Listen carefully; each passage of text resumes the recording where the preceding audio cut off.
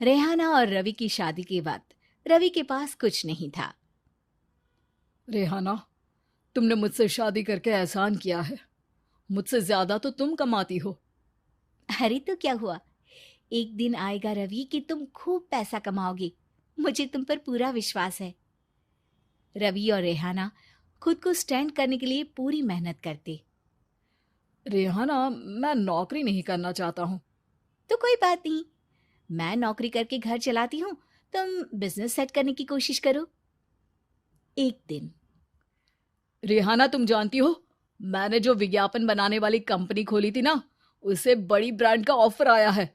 अब हम लोगों के दिन ब्यारे न्यारे हो गए हैं। मैं जानती थी रवि कि एक दिन तुम सेटल हो जाओगे। रवि का काम अच्छा चल जाता है। एक दिन वो रेहाना से कहता है, रेहाना, अब हम लोगों का बच्चा भी हो गया है। बहुत छोटा है वो। उसका ख्याल कैसे रखेंगे हम? कैसे क्या, मैं गांव से माँ को लेकर आ जाती हूँ। नौकरी से हाफ डे ले लिया करूंगी। अभी तो वो छोटा है, स्कूल जाने तक मैं मैनेज कर लूंगी। देखो रेहाना, मैं अब अच्छा कमा रहा हूँ। तुमको नौकरी करके परेशान होने की कोई जरूरत नहीं है। अरे कैसी बात कर रहे हैं, मैं अपनी लगी लगाई नौकरी कैसे छोड़ दूं?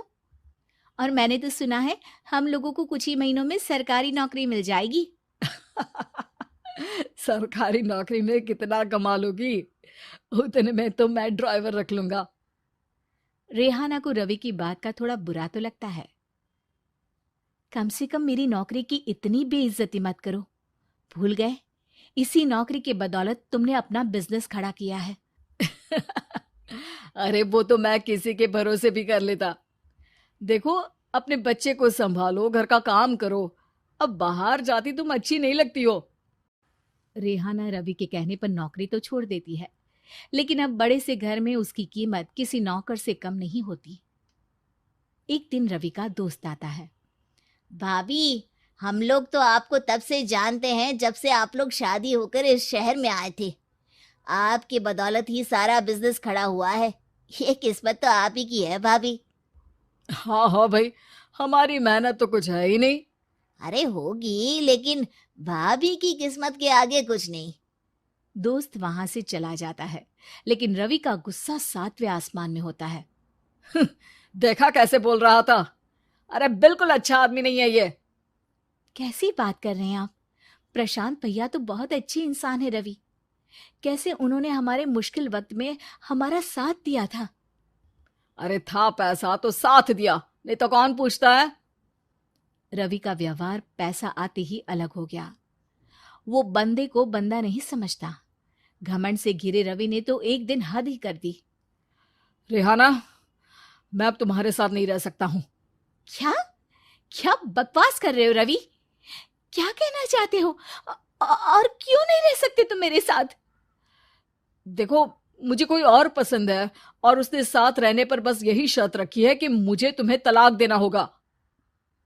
रेहाना, जो कि एक स्वावलंबी महिला थी, उसने बिना देर किए रवि को कह दिया, कोई इश्यू नहीं, मुझे पैकिंग में 4 दिन का वक्त लगेगा, लेकिन तब तक मैं तुम्हारे साथ नहीं रहूंगी। 4 दिन के लिए तुम कहीं और शिफ्ट हो जाओ, मैं घर से निकलूंगी तो बता दूंगी। रवि घर छोड़कर चला जाता है। रेहाना को दुख होता है, वो रोती है, लेकिन व्यवहार से स्ट्रांग रेहाना को पति के वापस आने का और उसे सबक सिखाने का पूरा भरोसा था। फिर एक दिन, अरे शुशिका, कब शादी करोगे तुम मुझसे? यार मैंने तो सोचा था तुम शादी से पहले मुझे विदेश लेकर जाओगे, महंगी कार दिलाओगे। अरे सब दिला दूंगा, लेकिन पहले मुझसे शादी तो कर लो। हाँ हाँ, क्यों नहीं। मैं कुछ दिनों के लिए अपने मम्मी पापा के पास जा रही हूँ और लोगों से अपनी शादी की बात करूंगी। अरे शुशिका, कैसे रहूंगा मैं तुम्हारे बिना? अब तो शादी ही होने वाली है हम लोगों की। शुशिका रवि को छोड़कर चली जाती है। रवि घर आता है, जहां रेहाना को ना पाकर उसे सब अजीब लगता है। घर तो रेहाना के बिना कुछ नहीं है। बच्चे की याद भी आ रही है। चलो एक वीडियो कॉल कर लेता हूँ। रवि रेहाना को वीडियो कॉल करता है, लेकिन रेहाना फोन नहीं उठाती। रात को सोते वक्त मन कर रहा है मुन्ने को गले लगा लूं। चलो कोई ना, शुशिका से शादी के बाद मेरे और भी बच्चे होंगे। अगले दिन रवि ऑफिस जाता है, जहां टीना खड़ी होती है। सर, आपने अपने नए ऐड के लिए मॉडल की रिक्वायरमेंट डाली थी ना, मैं उसी के लिए आई हूँ। रवि टीना को देखकर खुश हो जाता है। अब शादी हो गई है तुम्हारी? नहीं सर, बस अच्छा सा हैंडसम और अमीर लड़का देख रहे हैं मेरे मम्मी पापा। रवि के दिमाग से तो टीना को देखकर शुशिका का ख्याल भी खत्म हो जाता है। अरे यार, ये लड़की मिल जाए कितनी सुंदर है। शुशिका तो इसके आगे कुछ नहीं है। अब क्या तुम्हें ऐसा नहीं लगता कि मुझसे मिलकर तुम्हारी ये खोज खत्म हो गई है? आप तो 2 बच्चों की पापा लग रहे हैं। अरे नहीं नहीं, मेरी शादी तो हुई थी, लेकिन बीवी को किसी और से प्यार था, मुझे छोड़कर चली गई। खैर, टीना की दोस्ती रवि से हो जाती है, लेकिन 1 महीने बाद शुशिका रवि के पास वापस आती है। मेरे मम्मी पापा तुमसे मिलना चाहते हैं, लेकिन उन लोगों को ये मत बताना कि तुम पहले से शादीशुदा हो, और हाँ, शादी से पहले अपनी सारी प्रॉपर्टी तुमको मेरे नाम करनी होगी। अरे पागल, अब मैं तुमसे शादी ही नहीं करना चाहता। भला ऐसी लालची औरत से कौन शादी करेगा? तभी वहां टीना आ जाती है। रवि, ये पागल सी औरत कौन है? देखो, तुमने ही कह दिया ना पागल, तो पागल ही है। पता नहीं कौन है, कह रही है शादी कर लो, लेकिन शादी से पहले अपनी सारी प्रॉपर्टी मेरे नाम कर दो। बोल तो सही रही है। वैसे तुम जानती हो, मेरी एक सहेली है, उसके पति ने उसे पैसा आते ही छोड़ दिया, जबकि उसको खड़ा करने वाली ही मेरी सहेली थी। और मुझे भी भरोसा नहीं है। अगर मैं भी तुमसे शादी करूंगी तो तभी जब तुम मेरे नाम अपनी सारी प्रॉपर्टी कर दोगे।